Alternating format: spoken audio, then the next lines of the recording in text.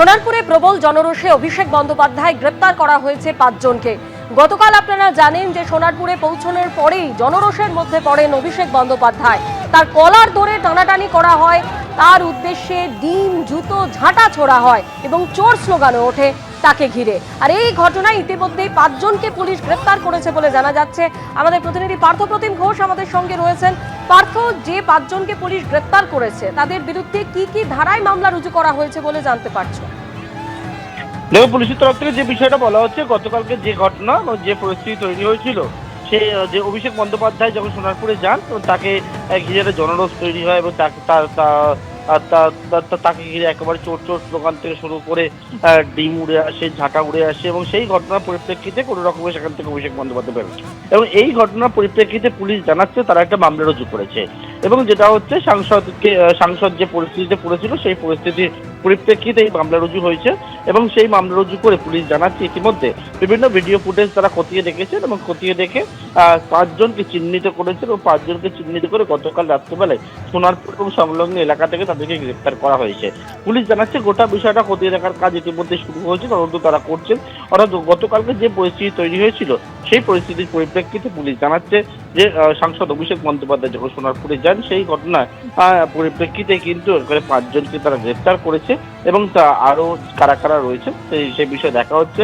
বিভিন্ন video footage খতিয়ে দেখছে পুলিশ, জানাচ্ছে তারা একটা ইতিমধ্যে মামলা রুজু করে গোটা ঘটনা তদন্ত শুরু করেছে। ধন্যবাদ পার্থ।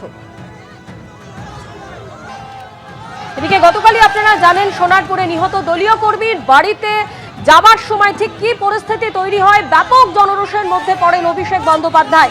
একদিকে যেমন চোর চোর স্লোগান ওঠে, অন্যদিকে তৃণমূলের সর্বভারতীয় সাধারণ সম্পাদককে লক্ষ্য করে ছোড়া হয় ডিম, জুতো, কাদা এবং দেখানো হয় ঝাঁটাও। তার জামার কলার ধরেও টান দেওয়া হয়।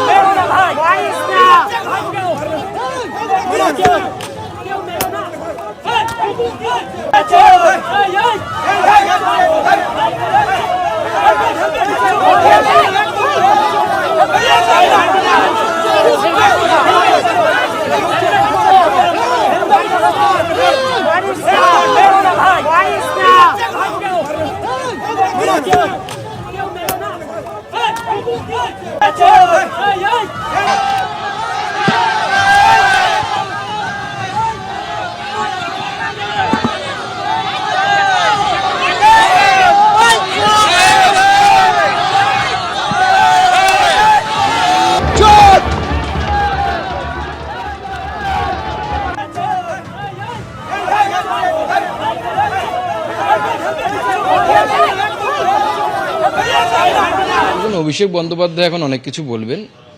ভোটের আগেও তিনি অনেক কিছু বলতেন। ভোটের আগে বলতেন ডিজে বাজাবেন, কীর্তন শোনাবেন, আরও অনেক কিছু করবেন। এখন জনগণ তাকে সব কিছু শোনাচ্ছে। বিজেপির কর্মীরা তো চোর বলছে না, চোর তো বলছে সাধারণ মানুষ। আমরা তো তৃণমূলকে বলছি যে যারা ছিলেন তাদের মধ্যে কজন আপনি বিজেপির মিছিলে তাদেরকে দেখেছেন, আপনারা তাদের পরিচয় দিয়ে জানান। আপনারা এই চ্যালেঞ্জটা নিন। আপনাদের তো বিরাট আইটি টিম আছে, সেই আইটি টিমকে দিয়ে দেখাতে বলুন কতজন বিজেপির আছে। সাধারণ মানুষ চাকরি পায়নি, চাকরি বিক্রি হয়ে গেছে, তারা এসে চোর বলছে। আর চোর বলবেই না কেন? কাকুর অডিও রেকর্ডে তো অভিষেক বলে একটা নাম এসেছে, সেটা নিশ্চয়ই অভিষেক বচ্চন নয়। মমতা বন্দ্যোপাধ্যায় একসময় রাজনীতি করেছেন এবং সেই অভিনয়টা অভিষেক বন্দ্যোপাধ্যায় সফলতা পাবেন না। অভিষেক বন্দ্যোপাধ্যায় চাইছে যে আমাকে নাটক করবার সুযোগ করে দেওয়া হোক, কিন্তু হসপিটাল কর্তৃপক্ষ বা ডাক্তার মশাইরা আমার মনে নেই নাটক করার সুযোগটা দেবেন। পুরোটা একটা নাটক চলছে অভিষেকের। হসপিটালে ভর্তি হলে কিচ্ছু হয়নি। আমি বলবো বাথরুমে গিয়ে গোবর জলে ভালো করে পরিষ্কার হয়ে যান, তারপর ভালো করে স্নান করে নিন, ভালো হয়ে যাবে। এবিপি আনন্দ, এগিয়ে থাকে, এগিয়ে রাখে।